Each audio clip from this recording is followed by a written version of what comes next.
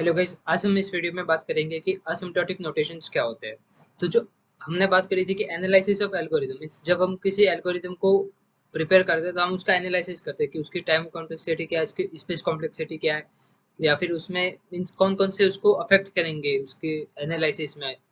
तो हम उसमें अगर उसको हमने लास्ट में देखा था कि ऑर्डर ऑफ ग्रोथ क्या होता है। मीन्स अगर order of growth of an algorithm बात करें तो जब हम इनपुट साइज को इंक्रीज करेंगे तो जो उसके टाइम है मीन्स उसको रन होने में कितना टाइम लगेगा वो कैसे इफेक्ट करेगा। तो हम जो रेट ऑफ ग्रोथ है उसको एक्सप्रेस करने के लिए हम असिम्प्टोटिक नोटेशंस का यूज करते हैं। तो जो असिम्प्टोटिक नोटेशंस है वो रेट ऑफ ग्रोथ को एक्सप्रेस करते हैं इनपुट साइज के टर्म्स में। जैसे कि हमने बताया था कि इनपुट साइज क्या होता है। जो इनपुट साइज होता है कि जो भी हम कोई एरे मीन्स अगर हम एरे की बात करें तो अगर एरे हमने अगर इनपुट दिया है, जो एरे का साइज है वो हो गया अपना इनपुट साइज। तो जो भी इनपुट साइज है, इनपुट साइज अगर एन है तो उसके टर्म्स में अगर हमको रेट ऑफ ग्रोथ को डिफाइन करना है तो हम उसके लिए हम असिम्प्टोटिक नोटेशंस का यूज कर सकते हैं। तो असिम्प्टोटिक नोटेशंस में हमारे मेजरली आते हैं बिग ओ, फिर बिग ओमेगा, फिर थीटा, फिर स्मॉल ओ और स्मॉल ओमेगा। तो हम इसको इसकी इक्वेशंस के साथ समझेंगे कि ये सब होते क्या है। तो अभी हम गाइस बात करेंगे कि असिम्प्टोटिक नोटेशंस में बिगो और उसके जो भी और भी असिम्प्टोटिक नोटेशंस के टाइप है उसकी। तो जो बिगो नोटेशंस है उसमें अगर हम बात करें कि अगर F N equals to big O of G of N है तो वो क्या इम्प्लाइज करेगा। तो मैं अभी इम्प्लाइज का साइन लिख रहा हूँ। इम्प्लाइज की जो एफ एन है वो है लेस देन या फिर equals to G of N. Means अगर हमारे पास कोई फंक्शन है तो उससे अगर वो लेस देन और इक्वल है या फिर इक्वल है तो हम उसको बोलेंगे कि वो big O of G of N हो सकता है। उसी के बाद हम बात करते हैं कि हमारा बिग ओमेगा क्या होता है। तो जो बिग ओमेगा नोटेशन है, तो अगर हम बात करें कि if F of N equals to big O of G of N है तो ये इम्प्लाइज करेगा कि अगर एफ ऑफ एन है वो ग्रेटर देन और इक्वल्स टू होगा हमारे जी ऑफ एन से। अगर ये कंडीशन मैच कर रही है तभी हम बोलेंगे कि ये बिग ऑफ ये बिग ओमेगा है।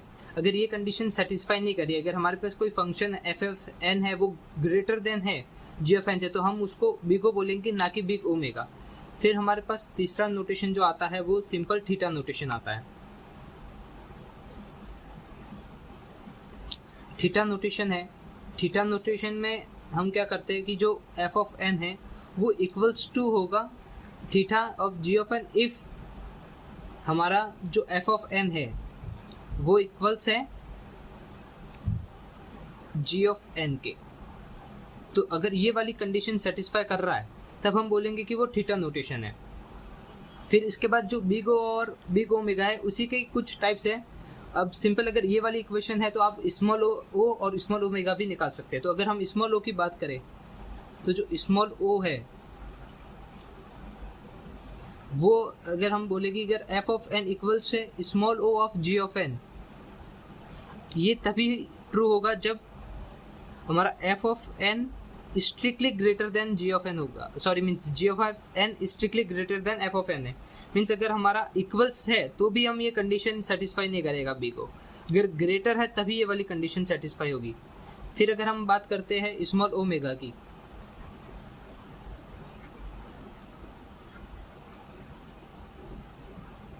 तो जो स्मॉल ओमेगा है उसमें हमारे पास कंडीशन है कि हमने जो इसमें देखा कि ग्रेटर देन वाला साइन है लेकिन जो इक्वल वाला है वो हट गया। तो सिंपली इसमें भी ये जो जी ऑफ एन है वो लेस देन होगा, means F of N is greater than और equals to G of N है। लेकिन इसमें सिर्फ ग्रेटर देन ही होगा, means F of N equals to small omega of G of N. That implies कि एफ ऑफ एन वो strictly greater than G of N है। तो अगर ये वाली कंडीशन सेटिस्फाई हो रही है तभी हम इसको बोलेंगे कि ये बिग ओमेगा है। तो अभी हम बात करते हैं कि ये सब फंक्शंस, अभी हम इसका एग्जांपल ले। तो एग्जांपल अगर मैं लूँ F of N equals to N है तो जो ये है जी ऑफ एन, अगर हम एन स्क्वायर लेते हैं तो ये इसका हो सकता है, क्योंकि अगर हम बात करें एफ ऑफ एन मीन्स ये हम इसको जी ऑफ एन ले रहे हैं तो एफ ऑफ एन हमारे पास ये हो गया और जी ऑफ एन क्या है हमारे पास एन स्क्वायर। तो जो फर्स्ट केस है अभी इस केस में हमारा क्या होगा कि ये एन है इसमें जी ऑफ एन ग्रेटर देन है, और अगर ये एन भी होता और अगर एन भी है तो भी ये बिगो वाली कंडीशन को सेटिस्फाई करेगा।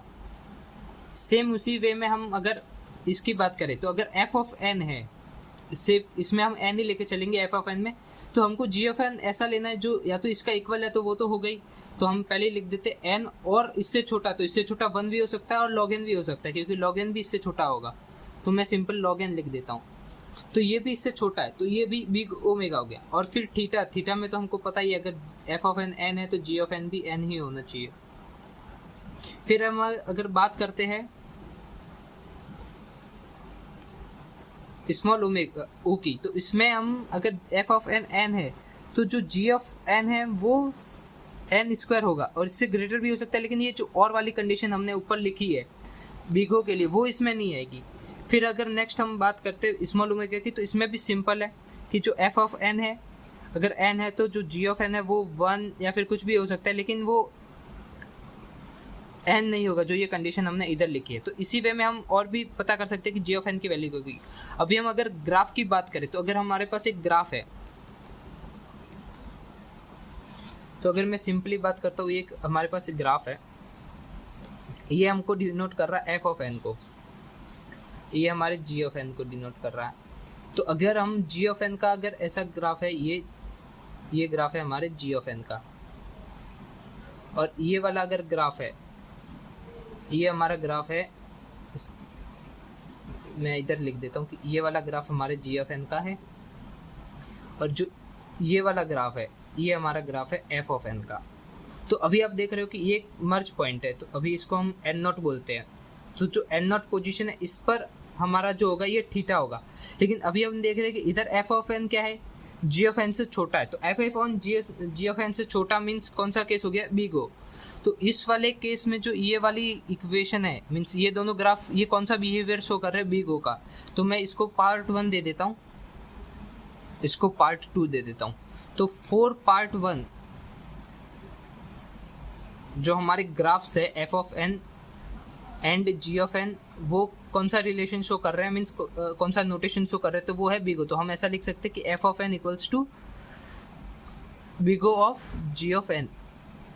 फिर अगर हम बात करें नेक्स्ट सेकंड पार्ट की, फोर पार्ट 2, तो फोर पार्ट 2 में हम देख सकते हैं कि जब एफ ऑफ एन बढ़ रहा है, मीन्स ये एफ ऑफ एन वाला है, तो जब एफ ऑफ एन बढ़ रहा है तो उसी के साथ जी ऑफ एन घट रहा है, तो जब एफ ऑफ एन बढ़ेगा और जी ऑफ एन घटेगा तो उसके लिए हमारा क्या है, सिंपल बिग ओमेगा।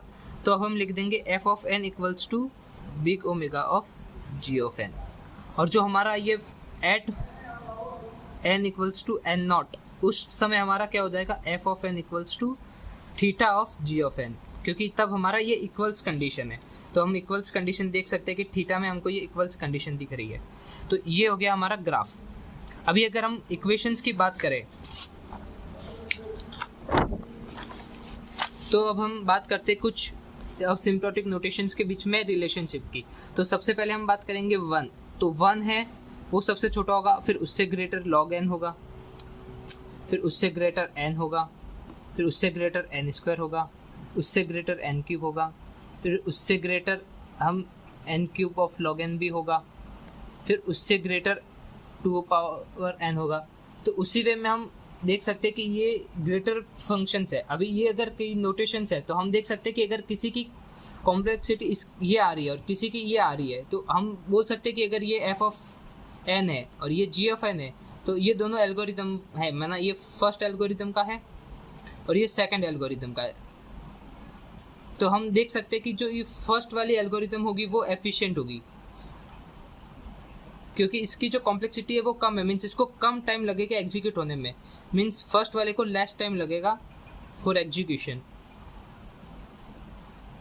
और सेकंड वाले को हाई टाइम लगेगा, और ये इनएफिशिएंट बोल सकते हैं। लेकिन अगर हम थर्ड अगर कंपेयर करें, एक और इसको ले या फिर इसको ले, तो हम अभी लेते थर्ड, तो इस पे में जो सेकंड है, सेकंड वाली वो थर्ड के कंपैरिजन में तो अच्छी है, मीन्स अगर हम इसको बोलते हैं अगर कंपैरिजन करें तो थर्ड के लिए तो ये अच्छी है, लेकिन इससे भी अच्छी फर्स्ट हो गई। तो हमको पता है कि ये जो है अभी ये जो सिंबल है ये डिनोट कर रहा है इसकी परफॉर्मेंस को।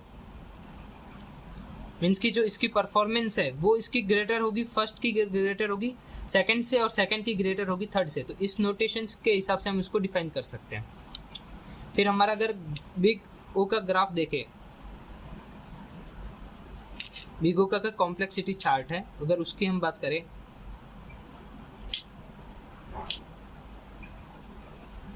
तो हमको पता है कि हमने अभी ये जो देखे अभी इसके हिसाब से ही हम इसका बनाएंगे। तो सबसे पहले मैं बनाता हूँ ये, तो ये वाला तो हमको डिनोट करेगा इनपुट साइज को, और ये इसके टाइम को, तो मैं इधर टाइम लिख देता हूँ। तो अभी अगर हम बात करें, अगर किसी की बिगो 1 है तो उसको तो सिंपल ये 1 ही लगेगा, तो मैं सिंपल ऐसे ही लिख देता हूँ 1 ही लगेगा। फिर लॉग एन है तो उसको लॉग एन लगेगा। फिर किसी का ओ ऑफ एन है तो वो लीनियर जाएगा। फिर ओ ऑफ एन स्क्वायर है तो वो थोड़ा ऐसे जाएगा, एन क्यूब है तो वो ऐसा जाएगा, और एन 2 की पावर एन है तो वो पूरा ही ऐसे जाएगा। तो मैं बता देता हूँ, ये है वो हमारा ओ ऑफ 1 है, ये बिग ओ है, ये फिर big O of log N है, उसका चार्ट है। ये वाला है सिंपल ओ ऑफ एन है, ये वाला हमारा ओ ऑफ एन स्क्वायर है, और ये वाला है ओ ऑफ 2 की पावर एन। तो हम देख रहे हैं कि अगर जैसे कि किसी पॉइंट पे हम कंपेयर करें तो जो स्टार्टिंग पॉइंट है तब तो सब सेम ही है, लेकिन जब हम इनपुट बढ़ाते जाएंगे, जैसे कि जब हमारा इनपुट बढ़ रहा है तो हम देख सकते हैं कि इसकी जो टाइम है, इसकी कम इनपुट में ही इसका टाइम बहुत ज़्यादा लग रहा है, और इसका कम इनपुट में भी मीन्स जब इनपुट बहुत बड़ा है तब भी इसका टाइम बहुत कम लग रहा है। तो उस वे में हम देख सकते हैं, ये इसका कॉम्प्लेक्सिटी चार्ट है, इसके हिसाब से हम कंपेयर कर सकते हैं कि जो इनपुट साइज है, हमने क्या देखा कि रेट ऑफ ग्रोथ क्या है। जो रेट ऑफ ग्रोथ है वो डिफाइन करता है कि हमारा जब भी हम इनपुट बढ़ाएंगे, अगर हमारा इनपुट बढ़ रहा है तो वो टाइम को कैसे अफेक्ट कर रहा है। मीन्स जब इनपुट बढ़ेगा तो वो टाइम बढ़ेगा या फिर घटेगा। तो अभी हम बात करते हैं अगर 1 तो उसमें तो सेम ही रहेगा, कांस्टेंट टाइम रहेगा कि कुछ भी तुम बढ़ाओ या फिर घटाओ वो सेम ही टाइम रहेगा।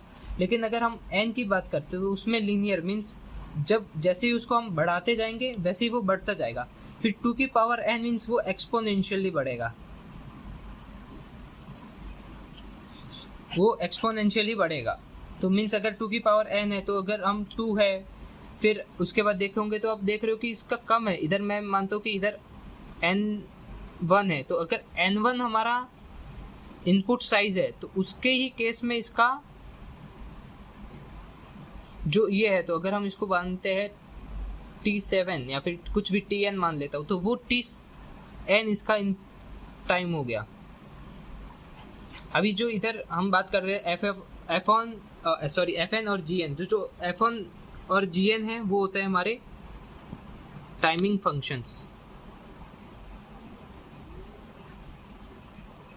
टाइमिंग फंक्शंस को कैलकुलेट करने के लिए हम क्या करते हैं कि हम जैसे अगर मैं सिंपल एक एग्जांपल लूँ, तो हम जो भी हर एक स्टेटमेंट होगा हमारे प्रॉब्लम में, तो जो पर स्टेटमेंट है मीन्स पर इंस्ट्रक्शन, हम हर एक इंस्ट्रक्शन को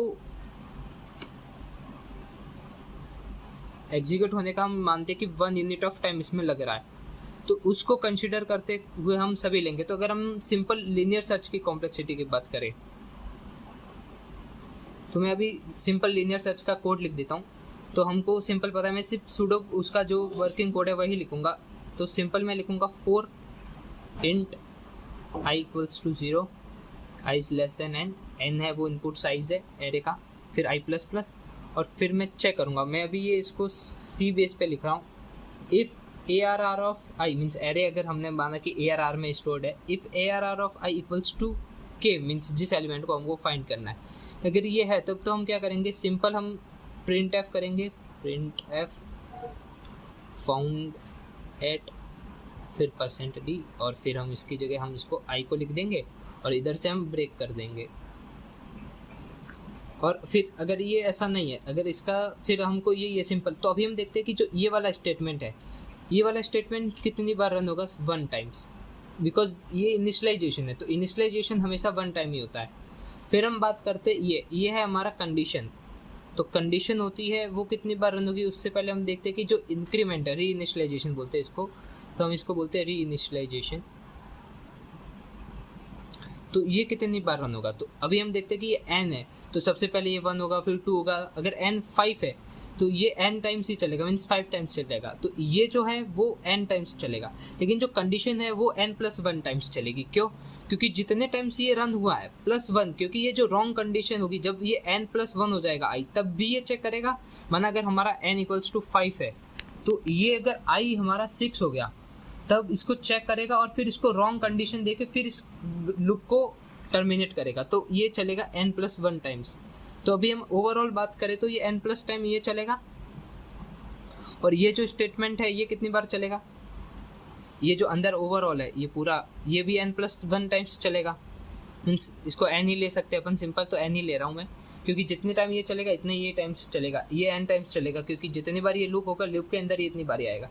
तो अगर हम सिर्फ इतने की चीज़ का टाइमिंग फंक्शन निकाले तो f(n), तो वो क्या होगा, इन सब का सम करना है जितने इंस्ट्रक्शंस है। तो ये कितना हो गया, 2n+1, सिंपल। तो ये हो गया इसका टाइमिंग फंक्शन। तो इस पेज से हम टाइमिंग फंक्शन निकाल सकते हैं।